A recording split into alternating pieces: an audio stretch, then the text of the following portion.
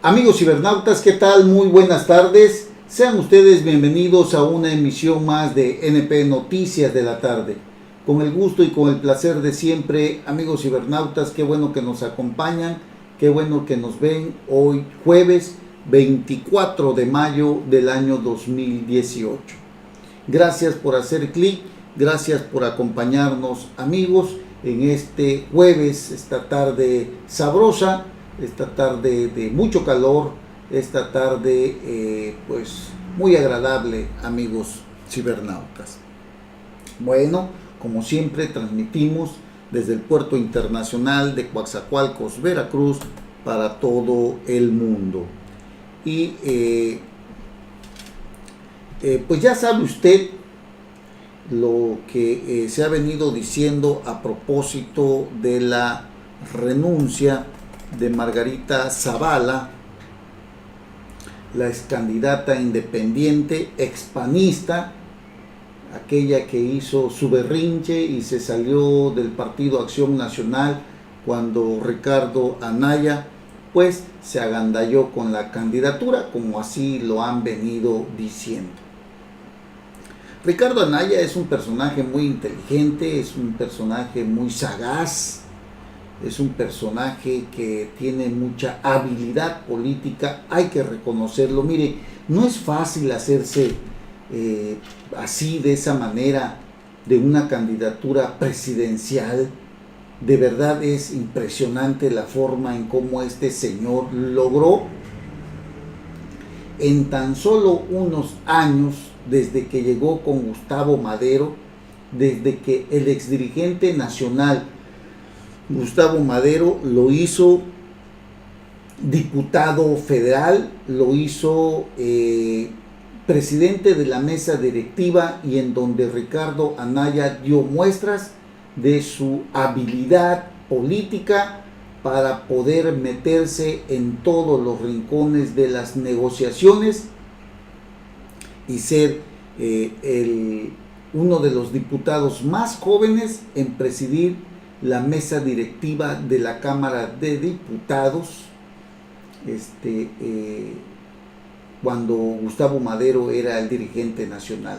Posteriormente lo hace secretario general del PAN, y luego es presidente del PAN nacional y hace a un lado a Gustavo Madero, pero Gustavo Madero lo tomó con mucha madurez.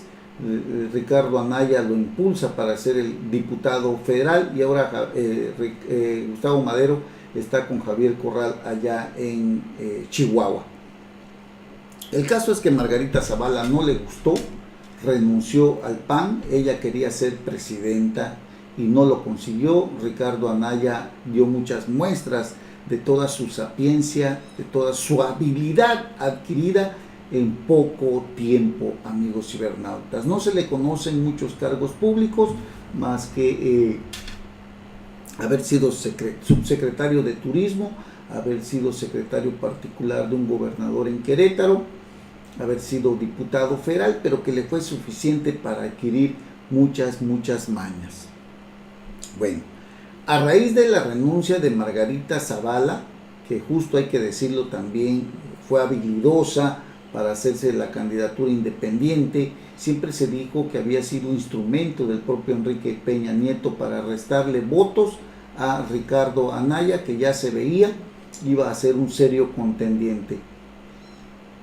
A Ricardo Anaya no lo han podido bajar de la contienda, pese a las denuncias a nivel internacional que existen por el delito de lavado de dinero, e incluso la propia Procuraduría aquí le tiene una investigación, pero que extrañamente tampoco la ha abierto, y el propio Ricardo Anaya ha dicho que si tienen algo en contra de él, pues adelante. No lo ha hecho la PGR, y bueno, el caso es de que Margarita Zavala tampoco pudo detenerlo para ser candidato, y es el único que ha logrado colocarse en un segundo lugar en las encuestas, pese a que han dicho que en el segundo debate que existió, José Antonio Meade se ubicó muy cerca ya de Ricardo Anaya, y que bueno, él sería prácticamente el que daría la pelea a Andrés Manuel López Obrador. Nada más alejado que eso, porque las encuestas siguen ubicando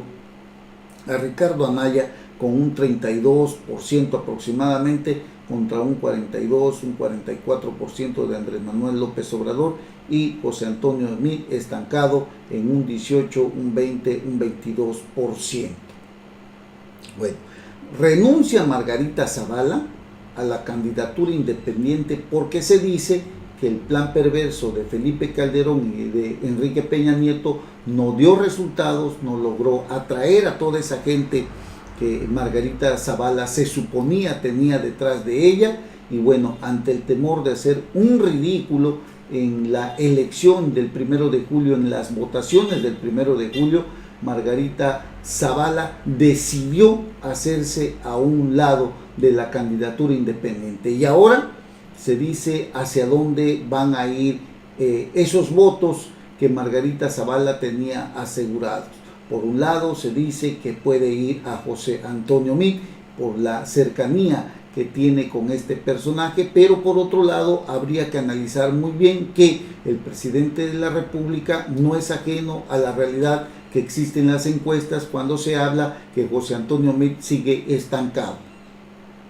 Y ante este panorama pudiera darse el caso que Margarita Zavala y el presidente de la República y el expresidente lleven a todos estos seguidores de Margarita Zavala, que son miles, para poder sumarle una buena cantidad de votos a Ricardo Anaya, que sería el único factible, sería el único personaje que realmente pudiera darle la batalla a Andrés Manuel López Obrador, el candidato de Morena.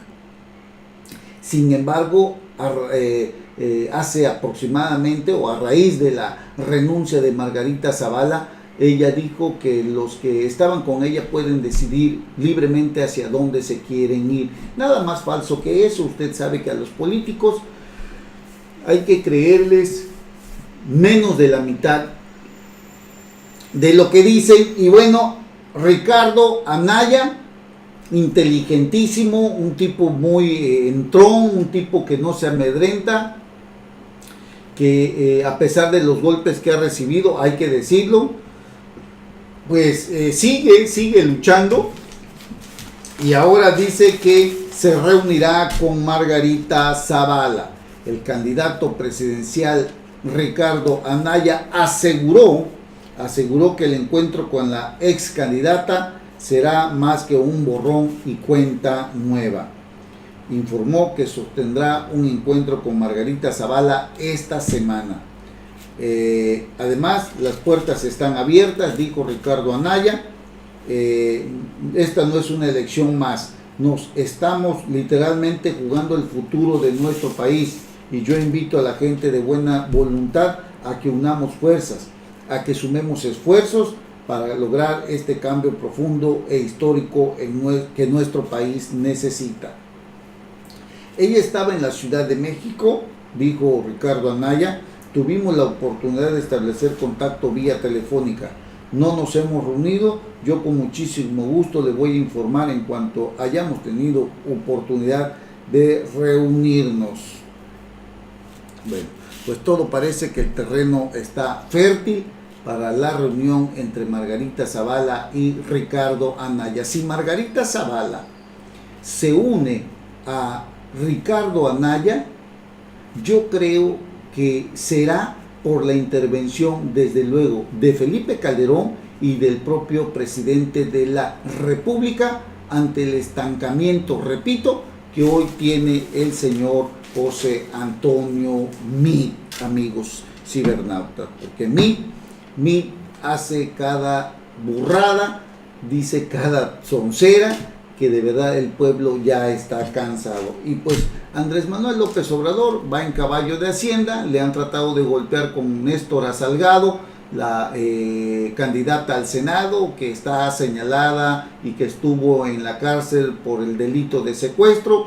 Andrés Manuel López Obrador dice que es inocente, que acudirá ante la Comisión de Derechos Humanos porque la están agraviando y que no le respetan sus derechos, que ella salió en libertad, que no tiene nada que le persiga. Sin embargo, la señora de Wallace dice que realmente Nestora sí estuvo involucrada en el delito de secuestro. Nestora Salgado trabajaba pues en las guardias comunitarias y se dice que cometió el delito de secuestro, estuvo en la cárcel, fue exonerada, salió en libertad, ¿no?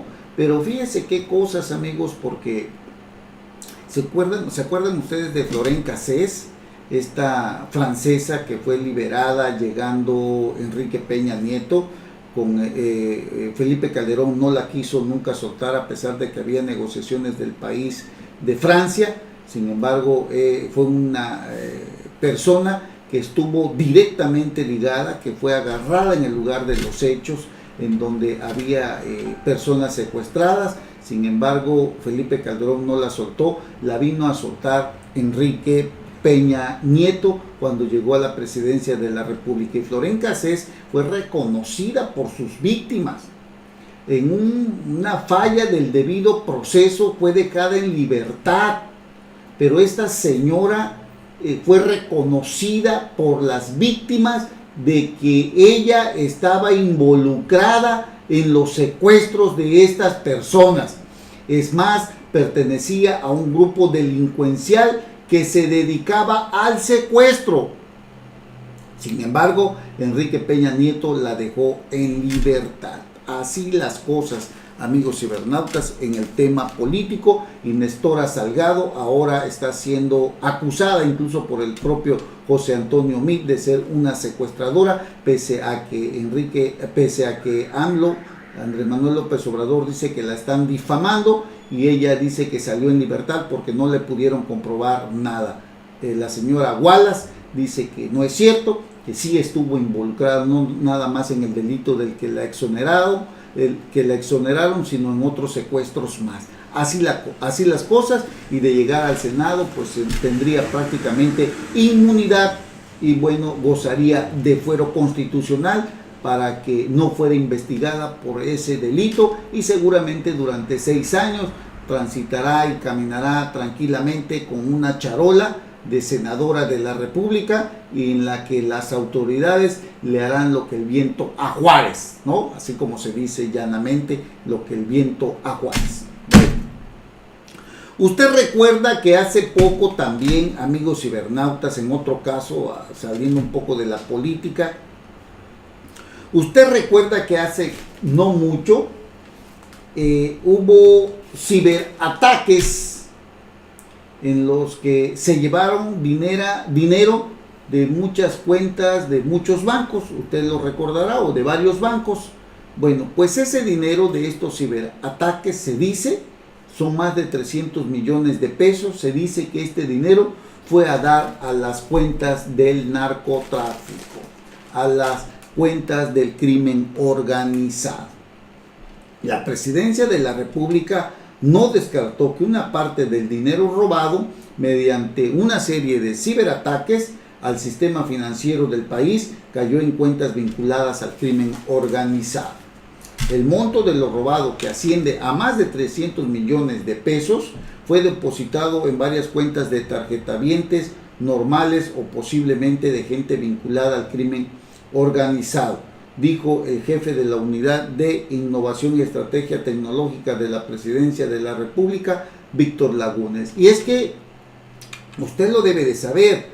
Yo tuve la oportunidad de platicar con varios amigos conocidos que les pasó que de su cuenta se llevaron todo de repente, y fue más o menos el Día de las Madres. Todavía me acuerdo que uno de estos amigos a quienes yo conozco les llegó ahí que había sido una transferencia por el Día de las Madres.